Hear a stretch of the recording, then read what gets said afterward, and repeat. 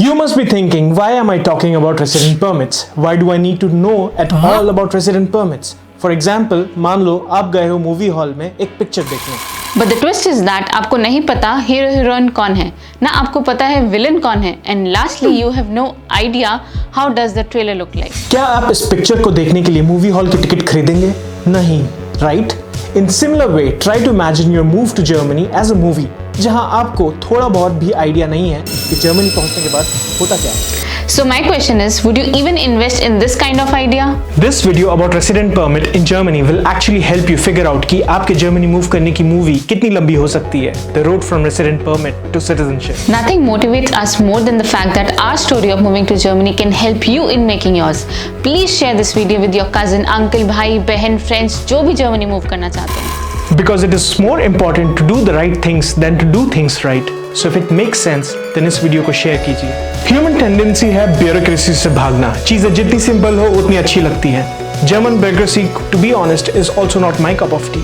Germany आने का process जितना कॉम्प्लेक्स है उतना ही कॉम्प्लेक्स जर्मनी एंटर करने के बाद का प्रोसेस है. इस फिनोमिना को रेड टेप नाइटमेयर भी बोला जाता है. In the next few minutes, our aim is to breeze through this residence permit types. If you watched our first video in the series where we talk about various ways to enter German job market, then this video will show you the journey that happens after entering Germany. Residence permit for foreign nationals in Germany दो type के होते हैं, temporary residence permit and permanent residence permit. Temporary residence permit आपको सिर्फ 3 reasons के लिए मिलते हैं. एक है जॉब, दूसरा है स्टडी एंड तीसरा है मैरिज. जब आप किसी भी वीजा के लिए अप्लाई करते हैं, then you initially get only 90 days of visa. ये 90 दिन टेक्निकली आपको दिए जाते हैं अपने वीजा को उसके रेस्पेक्टिव टेम्पररी रेसिडेंट परमिट में कन्वर्ट करने के लिए. Job related permits are categorised in 2 ways. Either आप ब्लू कार्ड के लिए एलिजिबल हो और एल्स आप उसके लिए एलिजिबल नहीं होंगे. ब्लू कार्ड की एलिजिबिलिटी आपके टाइप ऑफ वर्क और आपकी एनुअल सैलरी पर डिपेंड करती है. If you are still not aware about its requirements, don't worry, we have got you covered. Check this video. इसमें फर्स्ट टाइप है when you are not eligible for blue card. Resident permit की validity की duration depend करती है आपके work contract पर. अगर आपका वर्क कॉन्ट्रैक्ट लिमिटेड है, फॉर एग्जाम्पल 2 years, देन आपके रेजिडेंट परमिट की वैलिडिटी होगी 2 years plus 3 months. ये एक्स्ट्रा 3 महीने दिए जाते हैं आपको आपके वर्क कॉन्ट्रैक्ट एक्सटेंशन या नए कॉन्ट्रैक्ट के कंटिन्यूएशन के लिए. अगर आपकी कॉन्ट्रैक्ट ड्यूरेशन अनलिमिटेड है, देन आपको ये परमिट मैक्सिमम 4 साल के लिए मिलेगा. अब सेकेंड टाइप की बात करते हैं, जब आप ब्लू कार्ड के लिए एलिजिबल हैं. ब्लू कार्ड में भी रेजिडेंस परमिट की ड्यूरेशन वर्क परमिट की तरह आपके कॉन्ट्रैक्ट ड्यूरेशन पर डिपेंड करती है. फॉर एग्जाम्पल, अगर आपके पास 2 साल का लिमिटेड कॉन्ट्रैक्ट है with blue card eligibility salary, जो कि जर्मन भाषा ना आने पे बड़ी कॉमन बात है, तो उस केस में आपके ब्लू कार्ड की वैलिडिटी हो जाती है 27 मंथ्स, जो कि 27 महीने. पर अगर ये अनलिमिटेड कॉन्ट्रैक्ट होता है, देन इसकी ड्यूरेशन मैक्सिमम 4 years होती है. या फिर अगर आपको पासपोर्ट एक्सपायर हो रहा हो तो उनमें से जो भी डेट जल्दी एक्सपायर हो जाएगी, तो वो ड्यूरेशन हो जाती है आपकी अनलिमिटेड कॉन्ट्रैक्ट होने पे ड्यूरेशन ब्लू कार्ड की. बट फिर आप सोच रहे होंगे कि डिफरेंस क्या हुआ वर्क परमिट और ब्लू कार्ड के बीच में. वर्क परमिट के साथ आपको 5 साल लग जाते हैं अपने टेम्पररी रेसिडेंट परमिट को परमानेंट रेसिडेंट में कन्वर्ट करवाने के लिए. बट ब्लू कार्ड को परमानेंट रेसिडेंसी में कन्वर्ट करने के लिए 3 फास्ट तरीके हैं. फर्स्ट, जब आपके पास 21 महीने तक का ब्लू कार्ड है और साथ में जर्मन V1 लेवल का सर्टिफिकेट भी है फ्रॉम गोएथे और टेल्क इंस्टीट्यूट. सेकेंड, जब आपके पास 33 महीने तक का ब्लू कार्ड है और साथ में A1 लेवल जर्मन सर्टिफिकेट भी है. थर्ड, जब आपके पास 24 महीने तक का ब्लू कार्ड है after having completed an academic degree in German language.